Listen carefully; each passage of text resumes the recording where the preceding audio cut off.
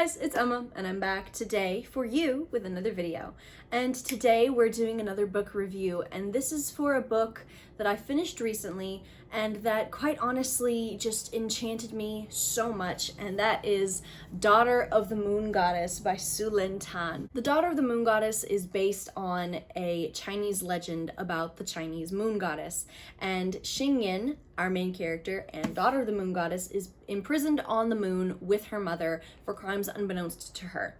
One day, her powers flare up, which sends her into hiding, and she has to run off of the moon and into the celestial kingdom. While she's there, she is able to disguise herself and keep her heritage a secret, and in doing so, she gets close to the prince and gets the opportunity to train and study with him. While she's there, a really suspicious threat comes up against the celestial kingdom, and she has to not only handle that, but she's also trying to find a way to break the enchantment, tying her mother to the moon. There are some trigger warnings for this book, and they are death, murder, kidnapping, mentions of torture, suicide, and war. So if those are gonna bother you, I might not pick this up, but I loved this book, okay? It is maybe two pages shy of 500 pages. I was so excited to read this because I'd heard so much hype about it on Twitter. I'd followed it up to its release date on Twitter, and I am just so happy to be able to review this for you guys because, quite honestly, first of all, this is a beautiful book. Second of all, she's a behemoth. And before we actually get into the review, I want to know, what is y'all's favorite big book that you've read this year? It can be this, and tell me what you thought about this down below, or it can be something completely different. It can be a whole nother gargantuan book, right? But with that being said, let's get right into it. So we're gonna talk about the pros first, and the first pro that we have is the writing style, all right? The descriptions of the people, the places, the creatures that we find, they are so descriptive and just vivid, and like you feel like you're really there, all right? And like everything is so extravagant, so embellished, so brilliant, like with some palace's use of coral and pearls and another palace's use of jade and rubies. It's the brilliance of all the gems is shown through the pure brilliance of the writing style, and it quite honestly made it seem almost otherworldly, if that makes any sort of sense, because we are dealing with immortal beings here, so I would assume that immortal beings would be covered in the sheer veneer of gloss and glamour. My second pro that I want to talk about is the romance in this, okay, because yes, there is a romance, and the two aspects that I want to iterate to you guys is that it is a friends to lovers romance, okay, which in my opinion is superior. This may be up for discussion, just not with me. Then this is something that I like when it's well written, but I understand some people not really liking this, but it is a love triangle as well. So while I do understand that some people don't like love triangles, which, you know, all power to you, I really only like them when they're well written, but the angst which comes from the love triangle is just superb. I loved it. All right, it gave me the same angst and drama as Empresses in the Palace did. All right, if you've seen that Chinese drama, I love that Chinese drama. It's one of my favorite dramas of all time. Okay, and if you liked Empresses in the Palace, I think you'll like Daughter of the Moon Goddess. The third pro that I want to talk to you guys about is just the writing in general. All right, the world building is so good. All right, it is a little abstract because we are dealing with, you know, the immortal realms here, and they're not necessarily stabilized, I guess, if that makes sense. I mean, like we're dealing with places in the heavens, all right? So it is a little bit more abstract, which I did, you know, see that a lot of people had a problem with just being able to visualize everything. But I think if you can stick with it, I think it's worth it personally. And there's also a map, which I just really like maps, but I think it will help a lot to really, you know, cement the map to memory, or to at least, you know, go back and forth and be able to, you know, plot where you are in the book versus where you are in the map. And then there's also a twist in here. Obviously, since this is a spoiler-free review, I'm not going to tell y'all what the twist is, but the fact that the twist surprised me should say something. I am somebody who is able to guess pretty accurately the plot twists or plot points in TV shows, movies, books, you name it. It is one of two things. It is either I guessed it perfectly and now it's just like, you know, I know what happened, so it's not really, it's kind of lost its luster, or I guessed something in my opinion so much better than what it actually is to where I'm actually underwhelmed. Very rarely am I taken off guard. But this book had a twist that completely knocked me on my ass. All right, I was completely blindsided, and I think it added a lot of angst that the love triangle may or may not have added. And the last pro that I want to talk to you guys about is just the inclusion of the Chinese mythology in general. The synopsis already tells y'all that it's based off of a Chinese legend, based off of the Chinese moon goddess. And quite honestly, it reminded me of one of my favorite series of all time, the Shadow of the Fox trilogy by Julie Kagawa. And this book reminded me so much of that trilogy because of the mythology inclusion and the creatures that we see from the Chinese pantheon, and also the sequence of events being so one after the other.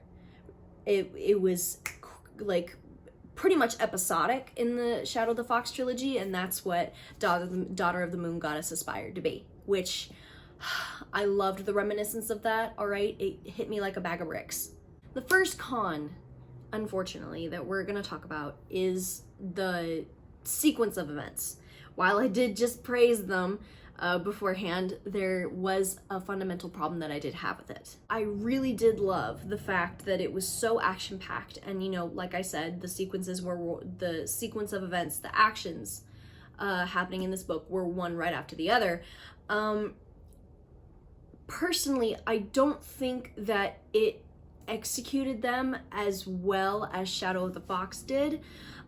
Sometimes the sequence of events that happened one right after the other just seemed too one right after the other. They seemed either about the same exact thing, so it's like, why are we having two separate battles literally about the same theme or about the same person, literally 2 pages apart? I don't really understand that.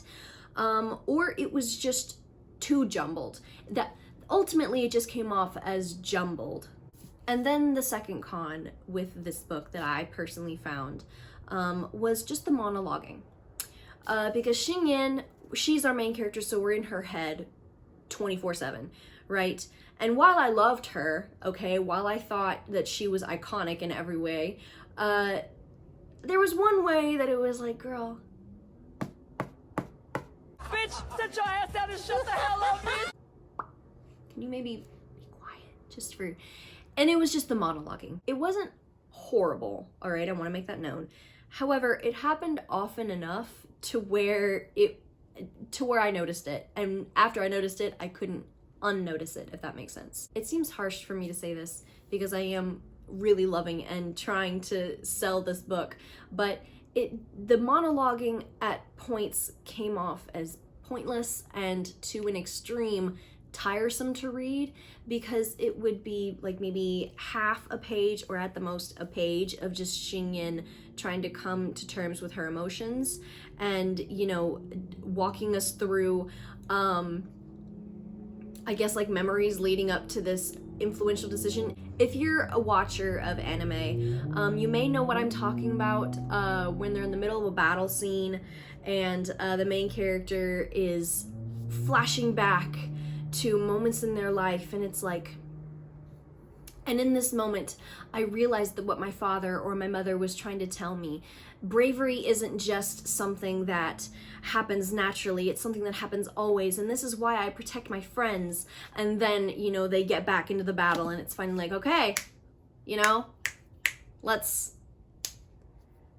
beat some people up, all right? Let's not, you know, it's It's a very lengthy monologue at times where it's, you know, supposed to be influential, it's supposed to be impactful, and I think it would have been better if the monologues were just shorter. Because at times it did feel as if they just went in circles where it's like, girly, we're monologuing about how we don't know whether or not we're in love with this dude, all right? I'm pretty sure 25 pages ago we had this same exact monologue where you were like, I think I'm in love with him, but I'm not too sure. And that's fine. That's fine, girly. But then 25 pages later, you were like, well, wait a minute, am I actually in love with this man? And it's like, girly, we're in the middle of a battle, all right? People are dying, Kim. So while I did love the writing style, I do think that that is a hindrance towards it. With the cons out of the way, okay, I gave Daughter of the Moon Goddess by Lynn 4 stars. I loved this. I loved this so much that now I need the sequel. I would like the sequel, please and thank you. Just wow, okay? I can't express to you how much I loved this. Not to mention it says that this is a debut fantasy. In my opinion, this is pretty damn good for a debut. All right, it was great. I could follow along. I was able to keep track of all the characters. I was able to stay intact with the world. The world itself was so beautiful and just absolutely ethereal, and I think that is the vibe because we are in fact dealing with immortal beings here. Okay, so I think if, you know, like I said, you're a fan of Empresses in the Palace for the angst, if you're a fan of Shadow of the Fox by Julie Kagawa, but especially literature that is inspired by Asian mythology, I think you will really, really love this book. So you guys, that was my spoiler-free review for Daughter of the Moon Goddess by Lynn. I hope you enjoyed. I really do hope that you guys will pick this up because in my opinion it is simply enthralling and it was just so good. I loved seeing Xingyin and how she grew and just wow. I mean, look at the cover. Really, really, really, really. Anyway, with that being said, I hope you guys are staying safe, that you guys will tune into the rest of my videos, and that you guys have a good rest of your day. Goodbye.